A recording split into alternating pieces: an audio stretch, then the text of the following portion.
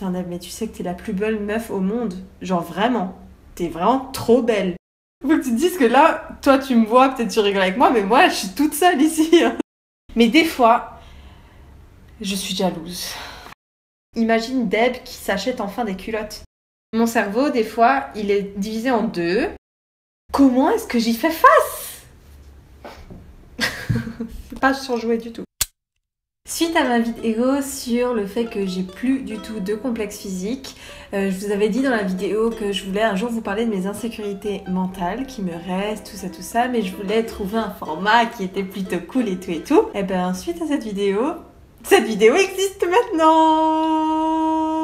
C'est celle que vous êtes en train de regarder, si tu l'as pas compris, c'était bien ça. Je veux vous expliquer le concept de la vidéo. Deb, calme-toi. Ok, pour t'introduire le concept, je vais t'expliquer ma façon d'assumer les choses facilement, on va dire. Et du coup, ça expliquera pourquoi le concept il existe comme ça, comme il existe à l'heure actuelle. Toutes les vidéos dont je parle dans cette vidéo seront en barre d'infos. Une des méthodes que j'utilise pour avoir confiance en moi, c'est de tout simplement assumer directement aux yeux des gens. Par exemple, pour mes poils, ou pour mes cheveux courts, ou pour le fait que je porte pas de soutif, ou le fait que j'arrête de me maquiller, eh ben je vais tout simplement commencer par le montrer à tout le monde. Et je me dis, pour que ça ne m'atteigne pas s'il y a des critiques et tout ça, je suis obligée de l'assumer. Et du coup, je l'assume. Je sais pas si ça marche avec tout le monde, mais avec moi, ça marche extrêmement bien. Mais voilà, ça c'est un des tips que je peux te donner comme ça. Allez, c'est gratuit. Non, d'ailleurs, c'est pas gratuit. On va mettre une petite pub. Voilà, la pub est finie. Après, peut-être que toi, t'as eu une pub pas de 30 secondes. Peut-être que t'as eu juste un petit truc là. Voilà, du coup, ma transition, elle est un peu pourrie. Le deuxième truc qui marche beaucoup, je trouve que c'est l'auto-persuasion et la positivité. De se regarder devant un miroir et dire « Putain, Deb, mais tu sais que t'es la plus belle meuf au monde. Genre vraiment.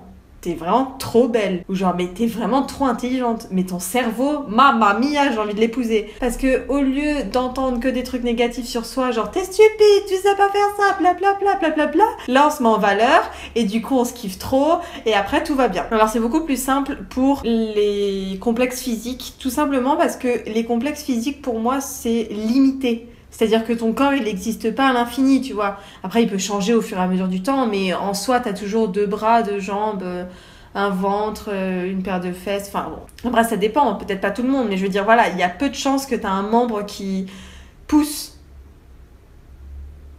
Ça peut arriver. Sauf que les insécurités mentales, elles sont illimitées. Enfin, dans ma vie à moi, elles sont illimitées. C'est-à-dire que je change très souvent dans ma vie. J'évolue vraiment rapidement et beaucoup, tout le temps.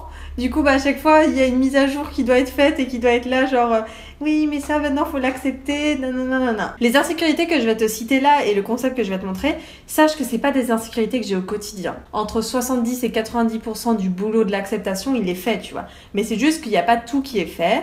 Et donc, du coup, je me suis dit, mais pourquoi pas faire ce travail avec toi? Je t'ai concocté 1, 2, 3, 4, 5, 6. Attends, maintenant, je sais le faire en bulgare. N.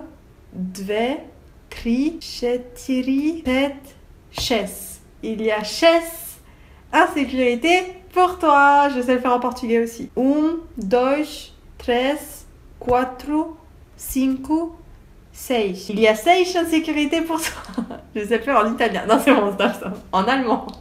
Oh là. Faut que tu te dises que là, toi tu me vois, peut-être tu rigoles avec moi, mais moi je suis toute seule ici. Admets-toi, une de tes insécurités, c'est le fait que tu penses que t'es stupide. Eh ben si ça arrive vraiment, qu'est-ce qu'il y a de positif là-dedans que je peux en retirer? Ça permet de dédramatiser le fait que c'est bon, on n'est pas obligé d'être parfait. De toute façon, dans les deux cas, le fait que ton insécurité reste ou que ton insécurité parte totalement, dans les deux cas, c'est positif. Première insécurité que j'ai extrêmement du mal avec l'idée que quand je commence un nouveau truc, je sois pas parfaite. Par exemple, ça m'empêche de faire extrêmement de choses dans ma vie. J'aimerais prendre des cours de danse, mais je me dis, je peux pas me présenter à un cours de danse et ne pas savoir danser. Oui, décidément, vous me trouvez de plus en plus débile. Je peux pas aller à mon cours de maths et pas comprendre tout de suite. Attends donc, on est donc pas là pour apprendre quand même. On est là pour savoir tout de suite. Réfléchis donc, Déborah. Mais la réalité, c'est que dans les faits, quand j'arrive pas à tout faire tout de suite, je me sens extrêmement mal, extrêmement stupide, extrêmement bête, et je me dis, mais putain, mais comment tu peux être aussi nul que ça et ne pas réussir du premier coup? Tout le monde arrive du premier coup. C'est faux. Si ça devait arriver, eh ben, qu'est-ce que je pourrais me dire de positif? Tu sais, les échecs, c'est pas finalement des échecs. C'est juste un autre résultat. C'est un résultat qui doit arriver dans ta vie pour que tu arrives à comprendre certaines choses et pour que tu puisses évoluer. Et ce qui est cool avec les résultats, c'est que tu peux toujours avoir d'autres résultats. Si tu veux pas le même résultat, fais pas la même chose. Donc admettons, j'arrive à un cours de yoga et je sais pas tout faire tout de suite et j'ai juste à me dire la prochaine fois, ce sera pas le même cours. La prochaine fois, tu auras déjà fait un premier cours. Donc forcément que le résultat sera différent. Ce qui est extrêmement cool dans le fait de pas tout réussir tout de suite, c'est prouver que ça permet l'évolution. Parce que si tu réussissais tout de suite, il n'y aurait pas de moyen d'évoluer. Donc le fait de ne pas savoir finalement, c'est juste une occasion pour apprendre et pour évoluer et pour découvrir des nouveaux trucs. Donc va faire ton cours de danse, rate, et après, dis-toi, c'est trop bien, maintenant je peux évoluer, j'ai enfin une bonne raison d'évoluer, le fait de pas y arriver. Quand tu n'arrives pas à faire quelque chose, il y a des gens très gentils qui veulent t'aider. Tu as ton cours de danse ou de yoga, tu n'arrives pas à le faire, le professeur ou la professeure va te dire « je peux donc t'aider ». Et du coup, tu rencontres des gens fabuleux. C'est que ça donne de bonnes histoires à raconter par la suite sur lesquelles on peut rigoler. Que t'es nul dans ta créativité et que tu fais une vidéo de merde, tu pourras la revisionner ou en reparler plus tard et en rigoler. Deuxième insécurité que j'ai, c'est que des fois, alors c'est beaucoup moins récurrent qu'avant, mais des fois, je suis jalouse. Je suis pas jalouse en couple ou quoi, c'est pas cette insécurité-là que je dis, mais je suis jalouse liée à l'injustice. C'est-à-dire que j'arrive pas toujours à être heureuse pour les gens qui arrivent à faire des trucs alors qu'ils ont pas bossé pour. Genre typiquement le mec, tu sais, qui a pas révisé pour son contrôle et qui a une meilleure note que toi, ou la youtubeuse qui fait du contenu vraiment pas ouf, et qui juste parce que connaissait quelqu'un a eu je ne sais pas combien d'abonnés et est invité dans tous les trucs et toi tu bosses et puis t'es là et puis les gens te mettent pas en avant, tu vois, ou genre t'as pas des bonnes notes. D'ailleurs en parlant de ça, n'oublie pas que le fait de commenter et de laisser un pouce bleu et de s'abonner, parce que je sais que la plupart des gens qui me regardent ne sont pas abonnés à ma chaîne. Et qu'est-ce que vous faites? Donc voilà, tu peux le faire, ça va m'aider. Du coup, quelles sont les choses positives que je peux me dire quand ça arrive? Typiquement, te mettre à la place de la personne et de ressentir à quel point elle peut être contente dans sa vie. Et du coup, de savoir que les gens peuvent être très contents, normalement, ça rend content. Deuxièmement, se dire que les places ne sont pas limitées. C'est pas parce que quelqu'un a des très bonnes notes ou a 1 million d'abonnés que toi, tu ne peux pas avoir des très bonnes notes ou avoir 1 million d'abonnés. Bon, je sais qu'il existe des contre-exemples à ce que je dis, mais rassurons-nous dans le fait que ça ne nous concerne pas. Vraiment très important qu'il y ait des gens comme ça qui arrivent très bien sans avoir besoin de réfléchir beaucoup, par exemple dans le cadre des cours, parce que ça nous permet de faire avancer les choses. Einstein ou Mozart ou des gens comme Shakespeare, genre Elon Musk, il a dû beaucoup travailler, mais en même temps, il a beaucoup de facilité de base. Ou alors, je sais pas, c'est comment on l'a éduqué, je sais pas. Mais voilà. Heureusement qu'ils existent, parce qu'ils font avancer le monde. Et s'ils font avancer le monde, ça veut dire qu'ils font avancer mon monde aussi. Troisième insécurité que j'ai, c'est des insécurités financières. Je crois que je vais te faire un podcast entier sur l'argent dans les relations toxiques. Et je pense qu'il faudrait que je te fasse une vidéo sur le fait que je suis un peu pauvre. Moi, je suis pas énormément pauvre, mais un peu comparé à beaucoup de gens. Financière, c'est surtout dans le peur de dépenser. Et donc, du coup, Deb, qu'est-ce qui se passerait si tu dépenses ton argent? Imagine Deb qui s'achète enfin des culottes. Je demandais des culottes pour Noël, je crois. Déjà, premièrement, ça permet de se faire un petit plaisir sur le moment. Et peut-être même un plaisir qui est sur le long terme. Genre, acheter un casque. Ça sera un plaisir sur le long terme, au final. Deuxièmement, le fait de ne pas avoir peur de dépenser, ça veut dire que, au fond, t'as pas vraiment peur de l'argent qu'il y a sur ton compte. Et donc du coup, ça veut dire que tu envoies le message à l'univers que c'est bon, l'univers, tu peux m'envoyer plein d'argent parce que moi, regarde, j'ai pas peur. Donc si j'ai pas peur, c'est que je suis prête à en recevoir. Donc là, peut-être que si j'ai peur, ça explique pourquoi j'en ai pas beaucoup. Le fait d'acheter des trucs et qu'après on les regrette, par exemple, ça se permet de se rendre compte qu'on voudra plus le réacheter.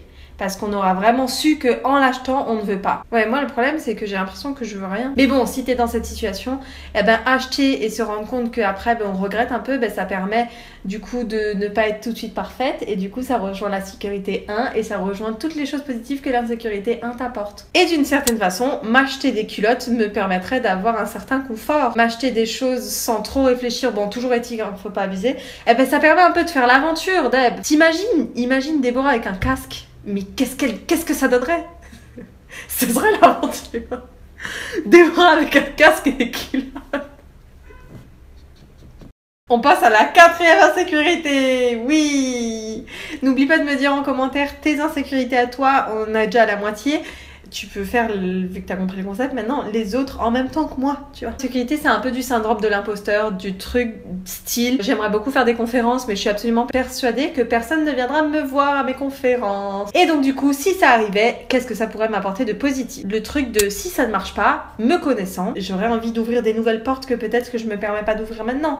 Forcerait à aller voir ce que je vaux ailleurs. Deuxièmement, ça serait une très belle histoire pour un futur livre autobiographique, c'est-à-dire que je pourrais écrire dedans ma première conférence, absolument personne n'est venu, mais après 2 ans, j'ai été suivie par 10 000 personnes, j'ai rempli le stade de France.